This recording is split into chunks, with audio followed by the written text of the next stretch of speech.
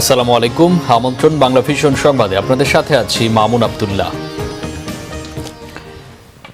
শিক্ষা সংস্কারের দাবিতে ককরোচ জনতা পার্টি সিজেপির মাসব্যাপী বিক্ষোভ ক্রমেই ছড়িয়ে পড়ায় এবার দ্রুত কঠোর ব্যবস্থার আশ্বাসে ভিডিও বার্তা দিয়েছেন ভারতের প্রধানমন্ত্রী নরেন্দ্র মোদী।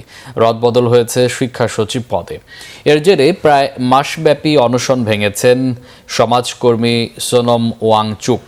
স্থানীয় সময় বৃহস্পতিবার রাত 11:50 দিকে সামাজিক মাধ্যমে 2 মিনিট 55 সেকেন্ডের ভিডিও বার্তায় প্রধানমন্ত্রী দাবি করেন, প্রশ্ন ফাঁসের ঘটনায় দোষীদের গ্রেফতার করা সহ গত 2.5 মাসে সরকার অনেক পদক্ষেপ নিয়েছে।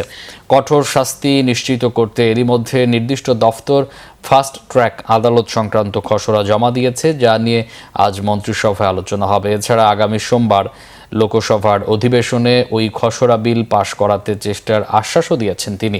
তার এই আশ্বাসে ভরসা রেখে অনশন ভেঙেছেন সমাজকর্মী সোনম। টানা 26 দিন অনশনে ছিলেন তিনি। হাসপাতালে তার অনশন ভাঙান কেন্দ্রীয় স্বাস্থ্যমন্ত্রী জেপি নাড্ডা। এদিকে কংগ্রেস নেতা রাহুল গান্ধীর নেতৃত্বে বিরোধী দলের প্রতিনিধি দল ইন্ডিয়া গেটে যেতে চাইলে পুলিশি বাধার কারণে গান্ধী স্মৃতিস্তম্ভে শ্রদ্ধা জানিয়ে শিক্ষার্থীদের আন্দোলনের সাথে থাকার প্রত্যয় পুনর্ব্যক্ত করেন। এদিকে পুলিশ আর সরকার সমর্থকদের বাধার মুখে দিল্লির যন্তর মন্তরে সিজেপির অবস্থান কর্মসূচি অব্যাহত রয়েছে। তারা শিক্ষামন্ত্রীর পদত্যাগ চাইলেও বৃহস্পতিবার রাতে সরিয়ে নেওয়া হয়েছে শিক্ষা সচিব ভিনীত যোশীকে। আজ দেশব্যাপী প্রতিবাদী কর্মসূচির ডাক দিয়েছে সিজেপি। এমন অবস্থায় পুলিশি অবস্থান আরও জোরদার করে বন্ধ করে দেওয়া হয়েছে দিল্লির জনপথ ও কনট প্লেস মার্কেট।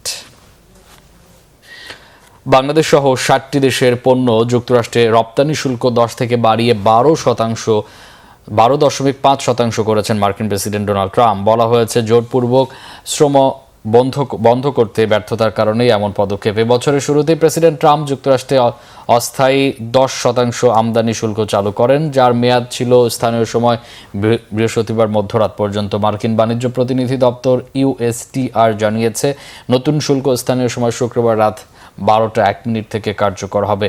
এর আওতায় বাংলাদেশ, ভারত, চীন ছাড়াও ইউরোপীয় ইউনিয়নভুক্ত দেশগুলো রয়েছে। ট্রাম্প প্রশাসনের দাবি, বিভিন্ন দেশে জোরপূর্বক শ্রম সংক্রান্ত ঘটনায় উদ্বেগের কারণে এই পদক্ষেপ নিয়েছে ওয়াশিংটন। ইস্পাত ও অ্যালুমিনিয়ামের মতো যেসব পণ্যে আগে থেকেই ভিন্ন শুল্ক কার্যকর আছে, সেগুলির ক্ষেত্রে নতুন শুল্ক প্রযোজ্য হবে না। মার্কিন বাণিজ্য প্রতিনিধি জেমিসন গ্রিয়ার জানিয়েছে, এই পদক্ষেপ মানবাধিকার লঙ্ঘন আর বাণিজ্য বিকৃতির মতো বিষয়গুলো সংশোধন শুরু করবে, যা শ্রমিকদের কল্যাণ নিশ্চিতে সাহায্য করবে।